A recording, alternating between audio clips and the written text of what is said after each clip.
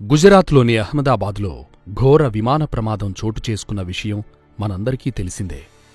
June 12న సుమారు 1:38 అహ్మదాబాద్ సర్దార్ వల్లభాయ్ పటేల్ అంతర్జాతీయ విమానాశ్రయం నుంచి లండన్ గాట్విక్ విమానాశ్రయానికి బయలుదేరిన ఎయిర్ ఇండియా విమానం AI-171 air India Boeing 787 dream liner ప్రమాదానికి గురైంది.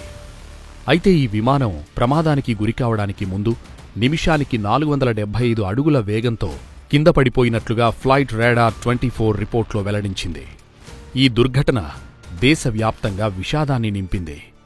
టేకాఫ్ అయిన తర్వాత సుమారు 625 అడుగుల ఎత్తులో ఉండగా కంట్రోల్ టవర్కు మేడే కాల్ పంపింది. ప్రాణాలకు ముప్పు పొంచి ఉన్నప్పుడు పైలట్ కంట్రోల్ టవర్కి పంపే అత్యవసర సంకేతమే మేడే కాల్. వారిని సంప్రదించేందుకు ఏటీసీ తిరిగి ప్రయత్నించగా అటునుంచి స్పందన లేకపోయింది. కొద్ది నిమిషాల్లోనే విమానం అదుపు తప్పి అహ్మదాబాద్ నగరంలోని మేఘానీనగర్ ప్రాంతంలో కూలిపోయింది.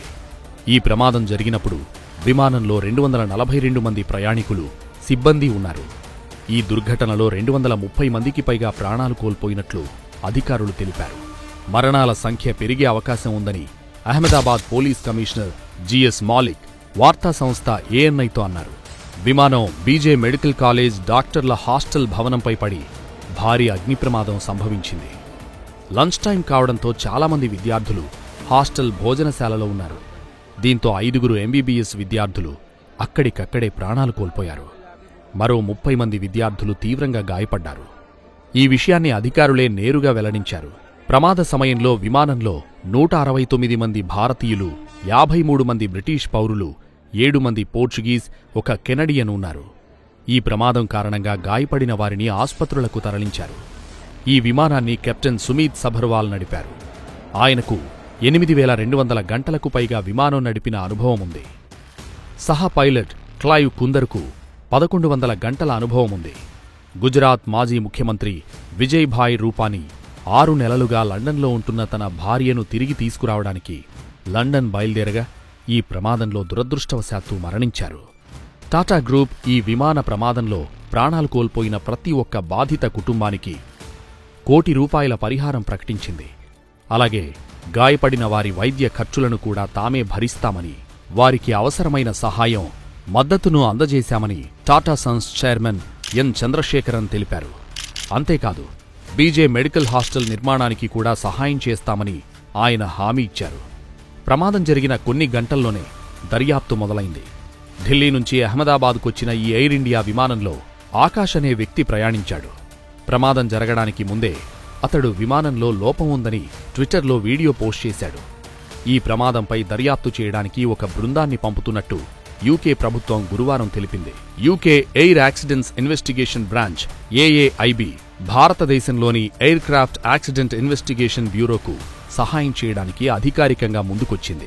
భారత నేతృత్వంలోని దర్యాప్తునకు మద్దతివ్వడానికి మేము అక్కడకు బహుళ విభాగాల దర్యాప్తు బృందాన్ని పంపుతున్నామని పేర్కొంది. ఈ విమాన ప్రమాదంలో 11A సీట్లో ఒక వ్యక్తి ప్రాణాలతో బయటపడ్డారని, అతడు ఆస్పత్రిలో చికిత్స పొందుతున్నాడని సీనియర్ పోలీస్ అధికారి తెలిపారు. అతన్ని 38 ఏళ్ల రమేష్ విశ్వాస్ కుమార్గా గుర్తించారు. ఈ ప్రమాదానికి కారణం ఏమిటి? సాంకేతిక లోపమా, మానవ తప్పిదమా, లేక ఇంకేదైనా కారణమా? ఈ విషయమై దర్యాప్తు కొనసాగుతోంది. విమానంలోని బ్లాక్ బాక్స్ డేటాను విశ్లేషించి అసలు కారణాలు త్వరలో వెల్లడిస్తారు. ఈ ప్రమాదం భారతీయ విమానయాన రంగానికి తీవ్ర దెబ్బ తగిలించిందని చెప్పాలి. ప్రమాదం జరిగిన వెంటనే అగ్నిమాపక సిబ్బంది, పోలీసులు, సైనికులు ఘటనా స్థలానికి చేరుకున్నారు. 32 అగ్నిమాపక యంత్రాలు, హెలికాప్టర్లు, 1570 మంది సిబ్బంది మంటలను అదుపులోకి తెచ్చేందుకు పనిచేశారు. ఈ ప్రమాదంపై మాజీ senior pilot captain Saurabh Bhatnagar మాట్లాడుతూ, మొదట ఇది పక్షి ఢీకొన్న ఘటనలా కనిపిస్తుంది. దీనివల్ల 2 ఇంజన్లు శక్తిని కోల్పోయినట్టు తెలుస్తోంది. టేకాఫ్ బాగానే జరిగింది, కానీ గేర్ లీవర్ ఎత్తే ముందు విమానం కిందికి దిగడం ప్రారంభించింది. ఇంజిన్ శక్తిని కోల్పోయినప్పుడే ఇలా జరుగుతుంది, లేదా విమానం లిఫ్ట్ చేయడం ఆపినప్పుడు జరుగుతుంది. నిజమైన కారణం దర్యాప్తులో వెల్లడవుతుందని ఆయన అన్నారు. విమానం 11 ఏళ్ల కిందటే తయారైంది కాబట్టి సాంకేతిక సమస్యలు తలెత్తే అవకాశాలు తక్కువ అని సంజయ్ లాజర్ అన్నారు. ప్రధానమంత్రి నరేంద్ర మోదీ ఈ విషాదకర సంఘటనపై దిగ్భ్రాంతి వ్యక్తం చేశారు.